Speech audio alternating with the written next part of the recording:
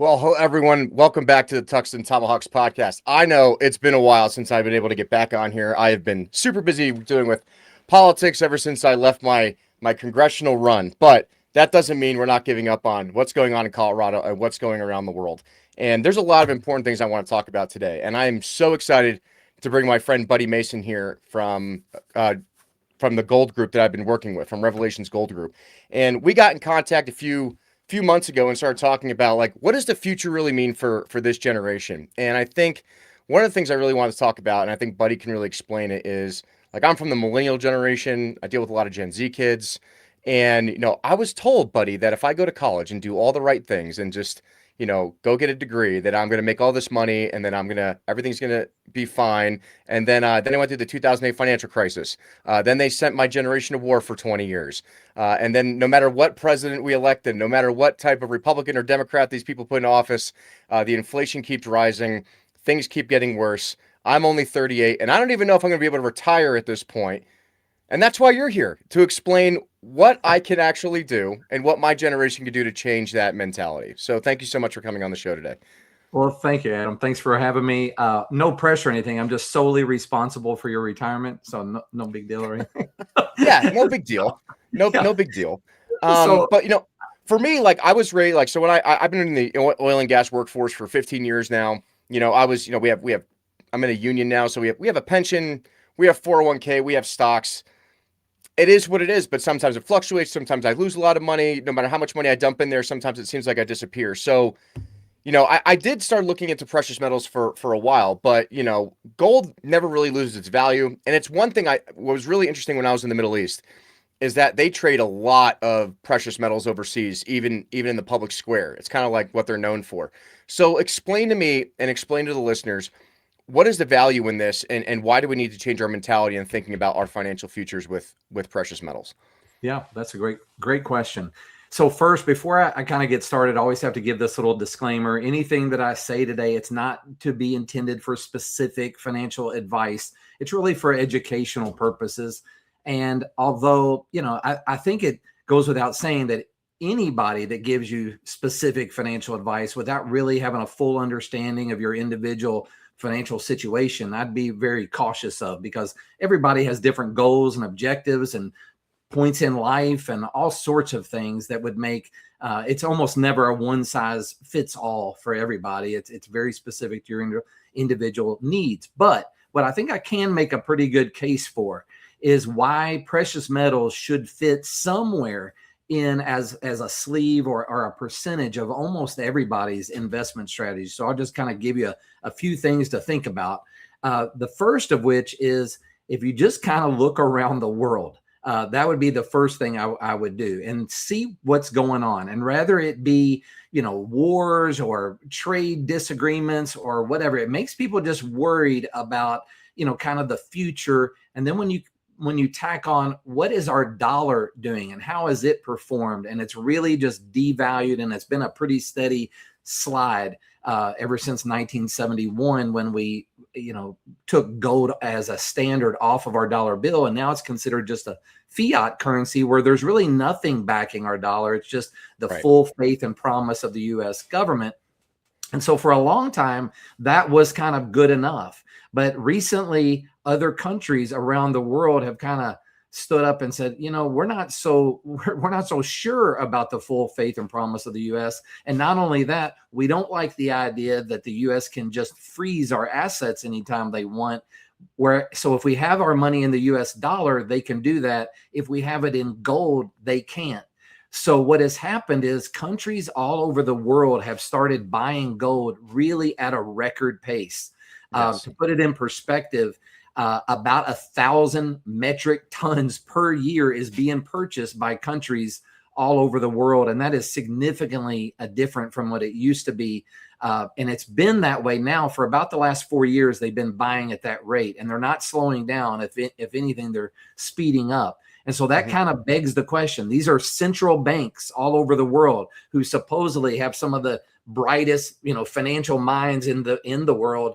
If they are buying gold at a record clip, what do they know that I don't know, or what do they know maybe that I should know, and kind of be, if nothing else, kind of follow the leader, because they must know something, because they're all doing it. And there's only a few countries that are kind of actively selling gold.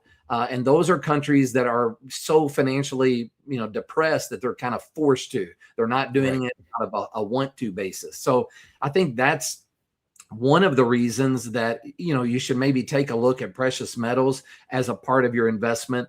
Also, you combine that with inflation, which, gosh, things don't just seem to be going down in price as we had hoped, despite our best efforts. And it's obviously a very complicated situation.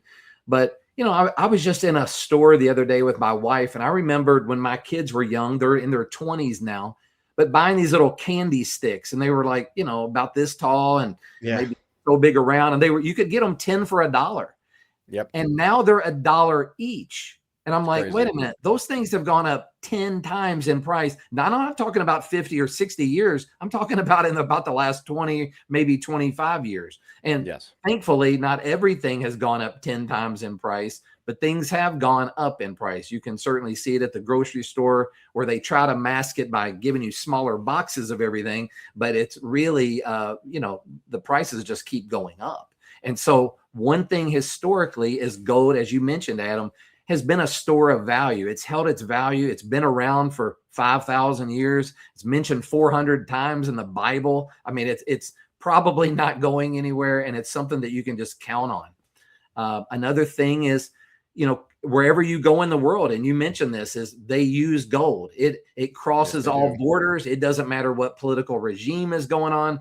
Everybody in the world knows what the value of gold is. And so no country can print it or issue it. It is what it is. There's only a certain amount of it, and it's really not that as much of it as kind of you would think.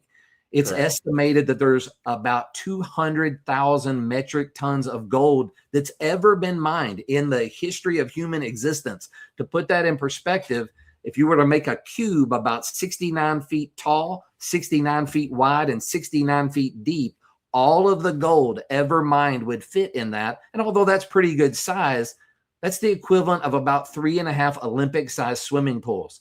That's every gold that's in your wedding band, all the gold in your jewelry, all the gold in coins all over the world. And so when you think about 3.5 Olympic swimming pools, that's really not that big for 9 billion people. Are you saying we don't have it all hidden in Fort Knox, buddy? We still haven't had all the interesting inside. That's an interesting point there. It is. Recently, our Treasury Secretary was quoted as saying, they asked him, had he been to Fort Knox and seen the gold? And he said, no, I haven't, but some of my people have. And I'm thinking, the Treasury Secretary, like, why wouldn't he just go take a video and show everybody that it's there? The problem, though, is I get asked this a lot, and the problem really isn't, is the gold in Fort Knox there or not? I actually grew up real near Fort Knox. I could hear the machine guns going from where I grew up. But the problem is, even at the valuation and the gold that they say is in Fort Knox, it would be about $1 trillion worth of gold in present day value. Right. Well, $1 trillion is what our national debt is going up supposedly every 100 days, which that's even questionable. Because I just asked AI the other day, like, how long it would take for our national debt to go up $1 trillion. And AI first said 115 days, but then it said our national debt was going up $26.1 billion a day. And if that's the case, I asked AI, I said, well, that math doesn't even add up. And it's like, you're right. It would be really more like 39 days. So even AI can't keep up with how fast our national debt is growing. So, no, and it's insane. And I'm an intelligence analyst, like in the military, right? So one of the biggest things we were watching overseas too is how much gold that China, Russia, and Iran was buying up at the time, and even now. And it's actually one of the reasons why they've been able to sustain conflict for an extended period of time. It's one of the reasons why the Russia-Ukraine war isn't ending as soon as people think it is. It's one of the reasons why China is posturing against Taiwan, is because, just like you said, they understand that the U.S. government can freeze assets, but if they have something they can't freeze, they can continue to free flow their economy and their markets with assets that they're acquiring that, most Americans and even the U.S. government's not. We just keep borrowing. It's almost funny. It's like they're buying the gold, and that we borrow money from China, that we indebted ourselves back to China to fight the conflicts that we're trying to prevent. Like, it's like this giant circle What that a just mess, never right? ends. Yeah, it's insanity to me. But I hear a lot of gold, pitches on a lot of different podcasts I've been on, and you guys are different. Like, this is something that I actually really appreciate about you guys, because you're educating me on it. You're convincing me to put some of my, assets into this IRA, and I did a lot of that homework, so most people didn't have to. So I talked to you guys behind the scenes, and I really appreciate how you treated your clients, and like, you didn't have to put my name next to them if I had any doubt. And I've just been thinking about gold a lot lately because, like I said, I don't know what my future is going to look like in the next 20 years with the way this country is going. I'm still trying to retire out of the military. And like I said, do I want to rely on fiat currency in that, or do I want to leave something to leave behind for the next generation, like that generational wealth building? And I think that's something that your company definitely provides.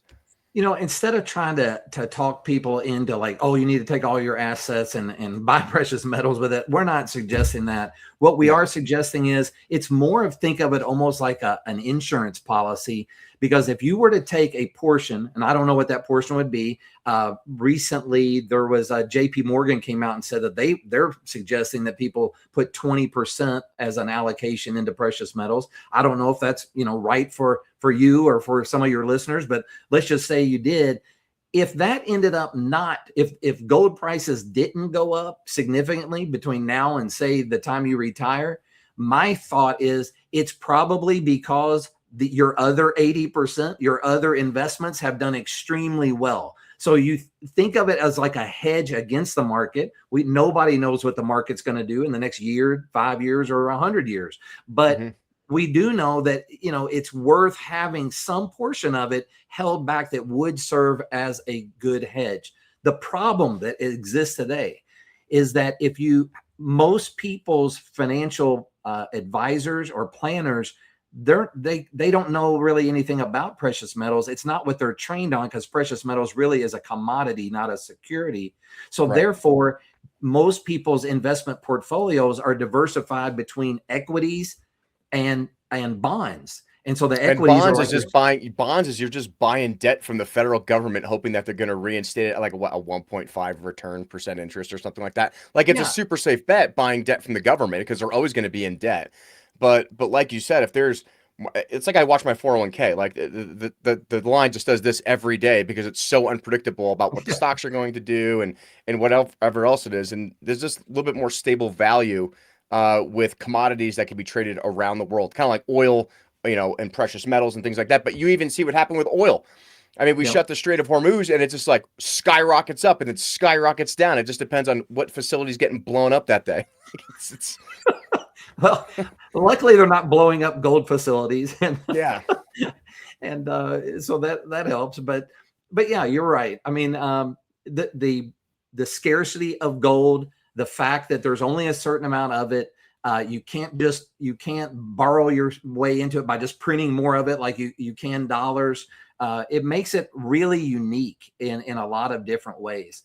And the thing is, a lot of, I think, particularly our younger generation, it seems like kind of an old school thing to do with all the kind of hip crypto and all that. But what we're seeing now, it's interesting. There's a lot of people that they're investing in cryptocurrency on one end of the spectrum and then hedging their bet with precious metals on the other. So you're going from something completely not real to something that you can feel, touch, and it's 100%. Crypto's interesting because it's like the only thing that people think is really safe is basically Bitcoin. But even then, even though it's run by the blockchain, I mean, there's been a lot of financial analysts, even a lot of serious. I've watched a lot of podcasts on this too, where they say like the value of this is eventually going to go to zero because there's no actual value to it. It's just what the people make of it. It's almost like our dollar. Like, at this point, it's just worth whatever we think it is.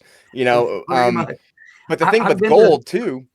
the thing with gold too that's really interesting is that, especially with AI and the developing of supercomputers and chipping, like this is something that's being used in technology that actually runs the world. So it's like it's always going to be needed to create semiconductors and supercomputers and even some of the advanced weaponry systems and sensors that we use in the military. Like this all, they all have gold elements to them. So Yeah, silver really does that. Like mhm. silver is being used more and more in everything from electric batteries to, I mean, you name Yep, it. It's just on the rise, and so it has kind of a dual life. It's got the intrinsic value, but then it has a very industrial value that more and correct. more all the time. And it's funny that there's actual from time to time serious silver shortages where there's not enough silver to really do all that they're doing with it right now. So it Yeah. makes it an interesting play as well.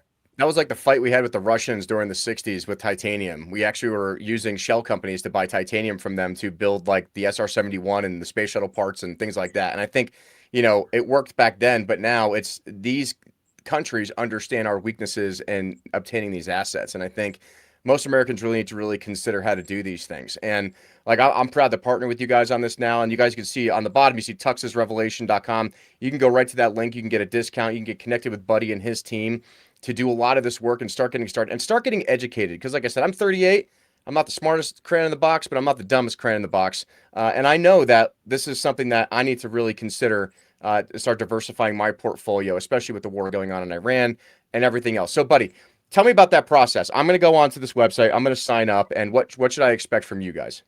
Yeah, if you go in and just fill out your information, the first thing we're going to do is we're going to just send you a bunch of information. It's going to be a wealth protection guide that has a lot of stuff in there about gold and silver, and it's really just intended to educate. And you can also obviously just call us and speak to us. 888-465-3049 is our number. And if you call us, you're not going to get some high pressure salesperson trying to cram gold down your throat. What you're going to get is somebody that's just going to try to educate you on whatever questions that you have and get those answered and kind of go from there. We see it as precious metals, gold and silver particularly, they kind of sell themselves. They don't have to be high pressure sold. The historical return on investment, the fact that they've held up through every kind of economic cycle from the really beginning of human existence, it stands for itself. And so all we need to do is educate people, and the gold and silver kind of sells itself. Yeah, no, I completely agree. I think this is something people need to start looking into because as we come to trust the government less and less about because Social Security is always going to be there, right? Right, buddy? Like it's always going to be there for my retirement. And I just laugh at that concept because it's like I'm just paying for people who are on Social Security now. I'm not going to have any Right. of that money to myself. And I would love, man, if I ever got into Congress, I would love to be able to change the laws on that and be like, no, I'd rather just keep this and invest in things I want to invest it in versus just throw it away and light it on fire, which is pretty much what our government does every day. It So, isn't interesting that if Social Security were handled, well, if a private company tried to handle their pension program the way Social Security handles it, that's illegal. yeah, But exactly. anyway, makes you wonder a little bit. So buddy, it's been awesome talking to you about this stuff today. Anything else that I need to know or my listeners need to know about getting into gold, getting into precious metals, understanding this, and then how they can contact you and what's the best way of doing all those things?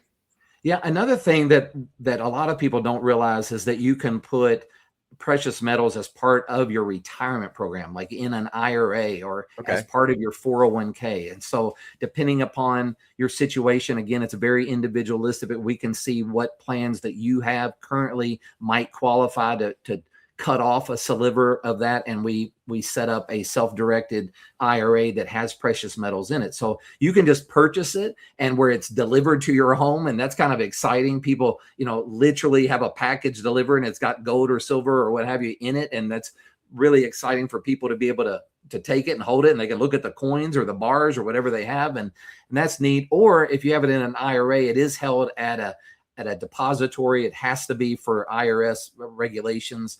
And so you can't touch it. You can go see it, but you just can't get your hands on it exactly, but it's yours. And so think of it like as a safety deposit box. You've got a little sliver where your precious metals are held, And gold companies use a lot of the same depositories that are stationed kind of all across the United States. And so they're very safe and all of that kind of thing. But a lot of people don't realize that they can use precious metals within their retirement program if they want to, or you can just buy it outright.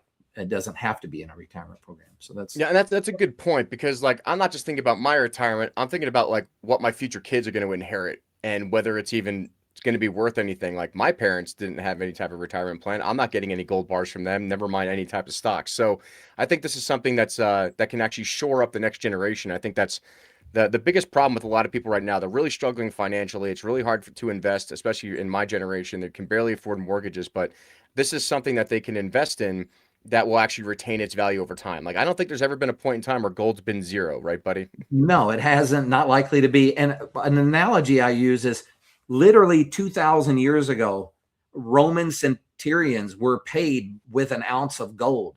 And with that ounce of gold, they could buy a really cool centurion outfit at the time. They could buy a belt and they could buy a really good pair of sandals. And if you look at an ounce of gold today, it's sitting around $4,000 an ounce. You could buy a pretty nice suit, a pretty nice belt, and a pretty nice pair of shoes. So it's when you think of like what you could buy with an ounce of gold 2,000 years ago, it's virtually the same as what you could buy with. So when you, to your point of it's held its value, it's really held its value, meaning, of what you could actually do with it. That's actually really interesting. That's a really good comparison. I never even thought about it that way. That's pretty cool. Well, buddy, it's been awesome having you on the show today. Like I said, you guys can go to tuxesrevelation.com right there. That'll take you directly to my link. It'll give you a discount. It will help get you guys connected to Buddy's team over at the Revelations Gold Group.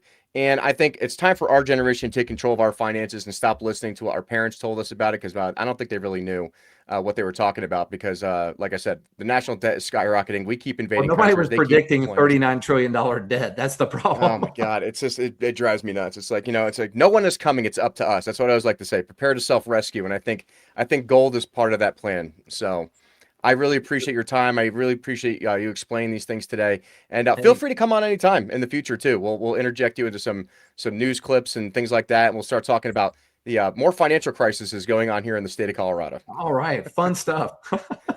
No, glad to be on here. Enjoyed it. Thanks, buddy. You have a great day. All right. You too, Adam. See you later.